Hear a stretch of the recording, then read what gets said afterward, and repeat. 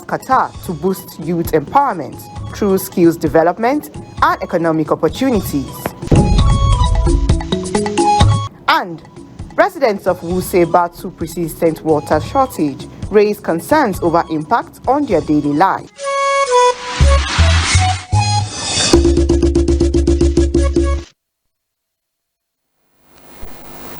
Good afternoon, this is the news at 1 on the Unity Station, NTA Channel 5, Abuja. I am Rabiat Shaib. Now, Minister of the Federal Capital Territory, Nyesom Wike, has pledged to complete the ongoing 10-kilometer Inner Southern Expressway, otherwise known as Goodluck Jonathan Way.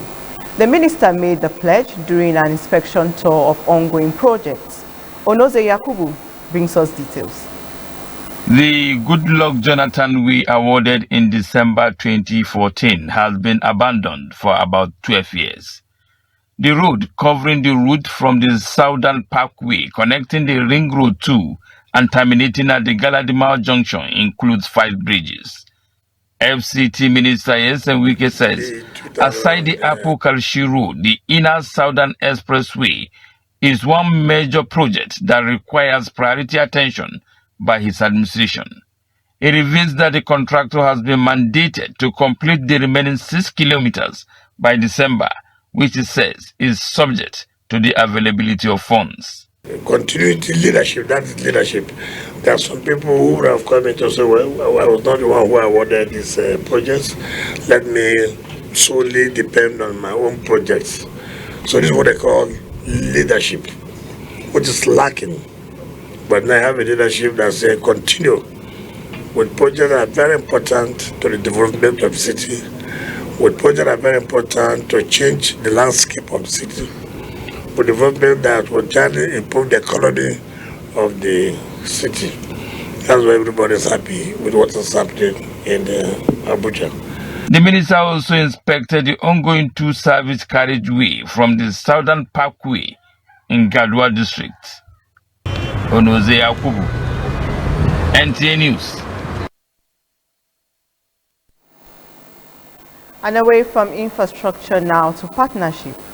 As part of its commitments to creating jobs and empowering young people through strategic international partnerships, Vice Chairman, Abuja Municipal Area Council, Yusuf Muhammad Nadabo, led a high-powered delegation on a courtesy visit to the ambassador of the state of Qatar to Nigeria, Yusuf bin Muhammad Al-Hali in Abuja.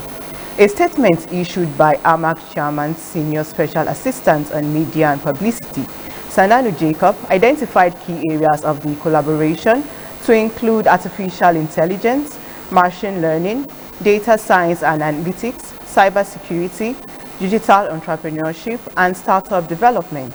Nadabo says the partnership would equip AMAC youths with globally competitive digital skills and unlock sustainable employment opportunities. Qatar ambassador expressed Qatar's readiness to deepen mutually beneficial relations with AMAC, stressing that the country's doors remain open to meaningful partnership. And on health now, many people know about HIV, AIDS and Ebola, but not much about hepatitis disease. Now experts say hepatitis can be worse than these diseases put together when it is chronic. It is in an effort to address the low awareness of the disease that the Nisa Gariki Hospital took its community outreach to Sapei Palace and conducted free screening exercises for hepatitis and other diseases to commemorate World Hepatitis Day 2026. Ramatu Abdullahi now reports. The palace of the chief of Gariki is agog with activities because members of his community have been invited to participate in free screening for hepatitis, a disease many of them are unaware of its existence. But thanks to this community outreach, they now have access to information about its causes, symptoms, and preventive measures, as well as free screenings for HIV, syphilis, and malaria. It's just my first time of doing it, and the result was good. I would like to advise everybody, everyone of Nigeria, to try and have this test because it's very, very important. You don't just start living your life, you don't know what is wrong with you. You start taking drugs without knowing what is wrong with you. Sapei of Garki, Alhaji Usman Ngakupi, appreciated the gesture, calling on his people to take advantage of it. Organizers of the outreach, Nisa Garki Hospital, says the outreach has become imperative as many of the cases brought to the hospital are usually at a chronic stage because people are unaware they are carriers of the disease. Normally we would mark the hepatitis day in the hospital, but this time we thought to bring it into this community to also sensitize them about how deadly hepatitis can be and how early detection can save lives. I've had a few people that their first time of hearing of hepatitis, they already had cancer. And not only did they have cancer, it was already advanced where nothing much could be done. So I don't want to put a comparative term. Rather, what I would say is the awareness is still poor, therefore it's causing more harm. FCT Mandate Secretary for Health, represented by Dr. Deriza Nwachukwu, says the initiative aligns with this year's theme, Hepatitis, Let's Break It Down, saying it is aimed at removing barriers to early diagnosis and treatment. At your local primary healthcare center, you can go there and get access to hepatitis care. So, and also vaccines, to ensure that vaccines are available in our primary healthcare centers. Because newborns, as soon as they are born, within the first few months, they should begin to have their hepatitis vaccinations.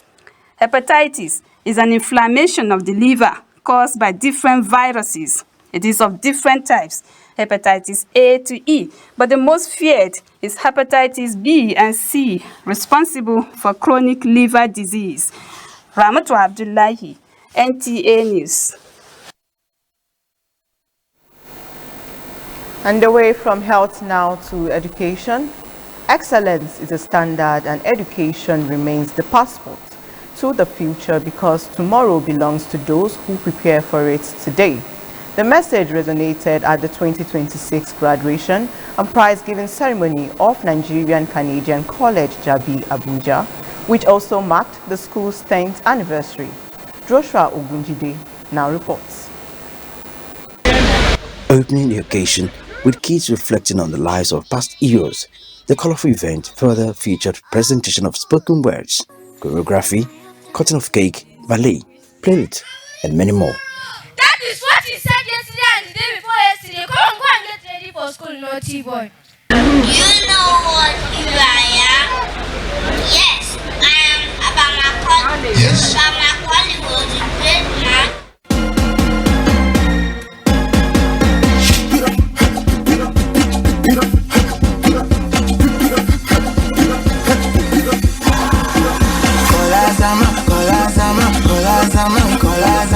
Hopelessness has never once built a nation. Today, I choose courage, not because I'm fearless, but because I choose to move forward despite having that fear.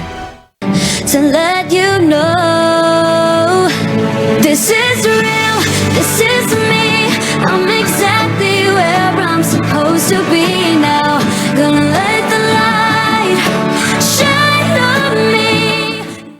Today, the college has flourished, graduating young lives that have been shaped through scholarship and global partnership, ranging from grade 1 to 12. Our students have excelled in WAEC, NECO, SADS, and IELTS. And our alumni are making us proud in universities across Nigeria, Canada, the UK, and the US. We have celebrated wins in science and technology, art, debate, and sports. More importantly, we have raised young people who understand that true success is not about what you achieve for yourselves, but about that which you give back to others. Both academic and non-academic awards were also presented, as the founder of the college celebrated one of the outstanding teachers with a car gift alongside our support of 500,000 naira to launch a book written by the English teacher of the school titled Rich Mind, Rich Fellow. As we look into the future, we'll continue to dream big. We'll expand our opportunities through scholarship, strengthen global partnership, and create a space where innovation and leadership can flourish. But one thing one thing would not always change. Nigerian Canadian College would always be a place where every child is loved. To our dear teachers, thank you for nourishing these children with patience and dedication. I wish to appeal to all parents to please be more active in the PTA, especially in attending meetings, as that is the only avenue to interact between the teachers, parents, and the school management to discuss matters of learning and welfare of our children. 10 years ago, the establishment set out with a vision to blend the best of Nigerian values with Canadian educational standards in a bid to raise students who are academically sound, morally upright, and globally competitive. In Abuja, Joshua Ogunjide, NTA News.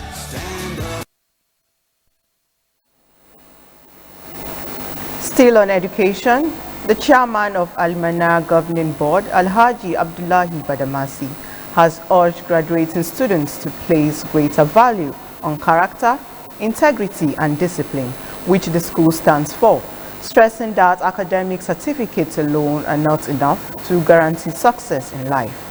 He stated this during the 2026 graduation ceremony of the school, known for its emphasis on academic excellence and moral standards. Aisha Bashir reports on the Memory Day in the life of pupils and students of Al-Manar. The report. The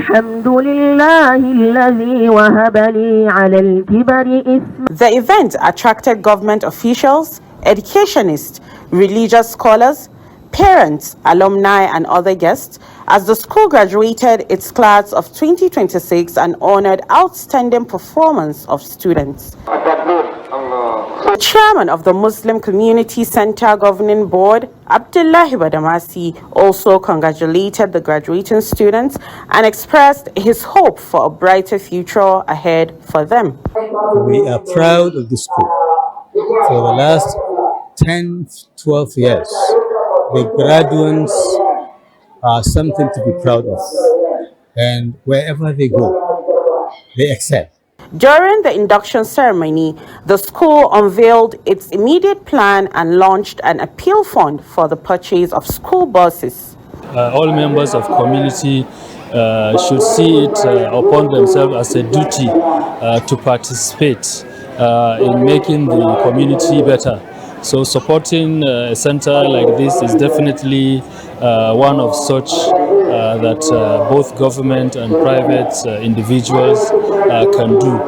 Parents were advised to be mindful of their primary responsibilities in raising God-fearing families by instilling in them the heritage of Islamic norms and values, while presenting students who had successfully memorized the Holy Quran with gifts. It is a good foundation where you raise responsible, knowledgeable, and morally children. I'm very happy, and there are many experiences.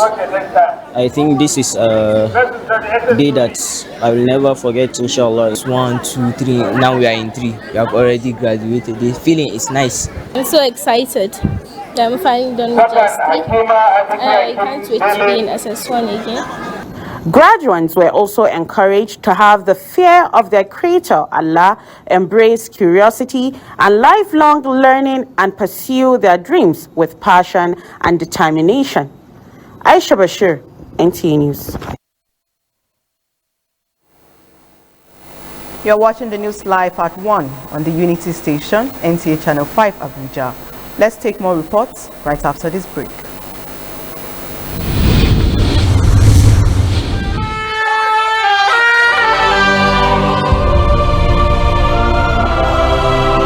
Some people are getting 20-something-thousand. Some are getting 30-something-thousand. Is it a rocket science? Our definition of news is getting the unusual in and around the FCT. Fresh and factual. From education, transportation, politics, sports, judiciary, security to the grassroots. You can go on and on. You will find us there. Residents the construction of the Lot 1B of the Abuja Light Rail Mass Transport System. Whatever way you chose to many have remained onlookers and motorists alike watch in horror as the wave upon wave of water. Security agencies. With our on-air personalities, we bring to you delightful presentations. On the news tonight. FCT Police Command, telecommunication giant empowers customers. NTA Channel 5 Abuja News, always authentic with no room for fake news. We are the unity station, using the news to unite the nation.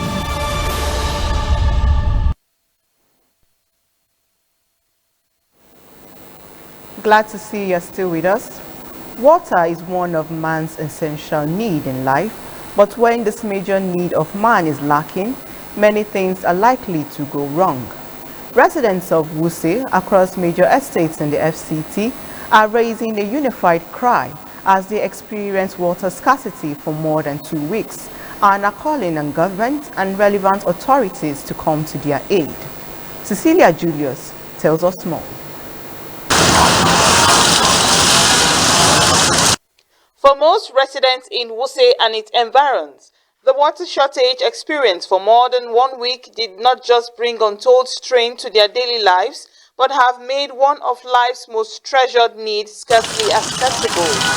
Speaking with some residents across some estates in Wuse, the challenge has negatively impacted on their daily lives as they appealed for timely intervention. Actually, we had an acute shortage of water in this estate for about 10 days now. There was no water and there was no notice for that water is going off. We woke up on Monday, on Saturday, Sunday or Monday last week, and we discovered that this is the position we find ourselves.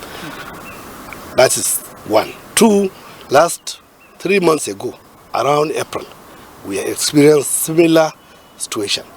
And it takes more than 2 weeks. I think it was about 2 weeks, some days up. No water and no source. We have reported the matter to Water Board. They have appealed to us that they are going to take care of it. But up to now, up to this day, Tuesday, water is not being restored. Even yesterday, I went to the Water Board yesterday to make just complain that people in the estate here, they were really sorry about the issue of the water. And they promised us that by Thursday, the water will be restored back to the estates. We have been suffering of this water ever since almost a week ago. On Monday last week, I've been suffering, fetching water, line up, join line before the water will reach us. We'll be suffering, we cannot go work, we cannot do anything. And water is life. Without water, we cannot do anything. Please, Nigeria, help us, support us, anything that can do that there is water in this estate. We want this, our issue now to go to FCD minister to cry for water every day, please, because we are suffering too much.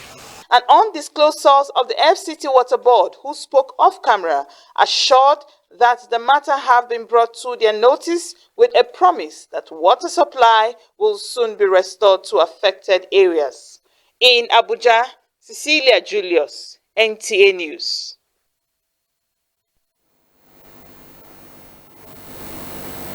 Hopefully those affected areas get water restored soon. Moving on to security now. Security in Ushafa Community, Buhari Area Council of the FCT has improved significantly. The divisional police officer attributes the success to effective intelligence gathering and timely information from residents. Asabe Williams reports that the DPO stated this while speaking and called the police on NTA Channel 5 Abuja. For residents of Ushafa community in Buhari Area Council, the fear of crime is gradually giving way to renewed confidence as security continues to improve. The divisional police officer says the success is largely due to effective intelligence gathering and timely flow of credible information from residents. He notes that the growing partnership between the police and the community has strengthened efforts at preventing crime and responding promptly to security threats. When I got there, I had interaction with my men, and I moved to seeing the traditional rulers, meeting with other sister security agents, the military, civil defense, and I had to, at a point, have discussion with the civilian JTF. And we had a good synergy. All right. And especially the civilian JTF and vigilantes, I gave them some tips on how we can work together to ensure that the security situation in that place is improved. The DPO encourages residents to remain vigilant and continue to support the police with useful information, stressing that security is a shared responsibility. In Abuja, Asabe Williams, NTA News. On the same note, residents of Ushafa district in the Buari Area Council of the Federal Capital Territory say the security situation in the community has improved since the FCT Police Command established a police division there about 2 years ago. Before then, the area was plagued by kidnapping, bandit attack and other crimes that disrupted movement, farming, business and daily lives. Correspondent Onotu Yakubu reports that many residents now believe the sustained police presence is restoring confidence, improving security, and supporting community development. The report. A couple of years ago, when banditry and kidnapping ran rampage on the Buari fringes, Ushafa district had its share of the threats to life. For many residents, daily life was then shaped by fear. The menace and other criminal activities forced people to limit movement. As an agrarian community, farmers stayed away from their farms while traders closed early and families worried about traveling within and outside the district. There was a time they kidnapped some persons and my house is not really so far from that. In fact, my house is even more closer to rock than, so I was really scared around that time. And then I ran to one of my family's friend's house at Kubwa, only to find out that they also kidnap people too around that Chikakori. Before, we have a lot of bad boys, a lot of banditry that do a lot of things. Sometimes they will kidnap people, sometimes they will carry people, sometimes they will fight people, sometimes they kill people. A lot of things happen. All these Yahoo guys, all of them, that do usually they do it. Residents say the creation of a police division by the FCT Police Command marked the beginning of a change in the security situation. Today, police patrols, community engagements, and response to reports have increased security presence across the area. Initially, the Ushafa used to be in the news for the wrong reason. But I must tell you, security has improved tremendously. Information gathering has in cordial relationship with all the communities, heads, community leaders. In fact, he's a very disciplined police officer. Sometimes you just see him in the night coming out. When he come out, he may raise alarm and he go left and right. So the guy is trying, and we need to begin to compensate people like this. And we want a lot of DPO and a lot of people that are in forces that they are put into position to to make sure the country is okay. District head of Ushafa, Ibrahim Yahaya Dangana, maintained that these developments have helped to reduce incidents of armed robbery, housebreaking, theft, snatching of valuables, and substance abuse, with a pointer to stronger cooperation between security agencies and community members in sharing information that supports crime prevention. Before now, it doesn't take up to a month or 2 weeks without someone being kidnapped within this area. But now, presently, there are a lot of changes.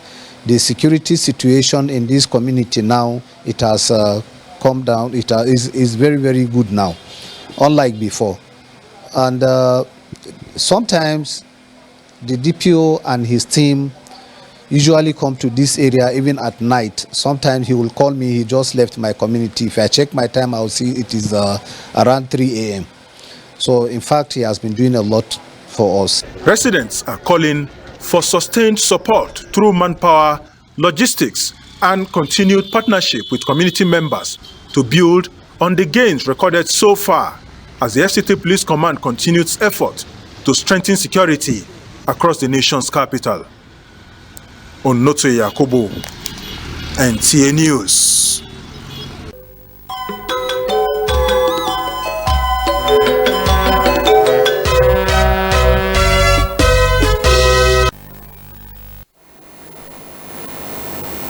Now let's join Abdullahi Ajia for Sports Brief.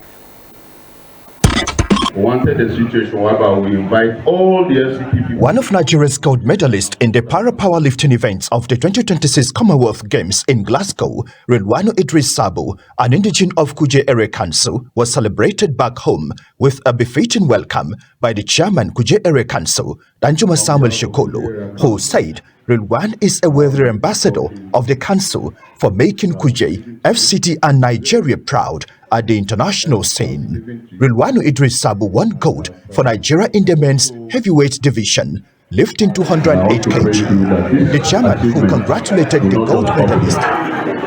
This is the beginning. More gold are going to come your way.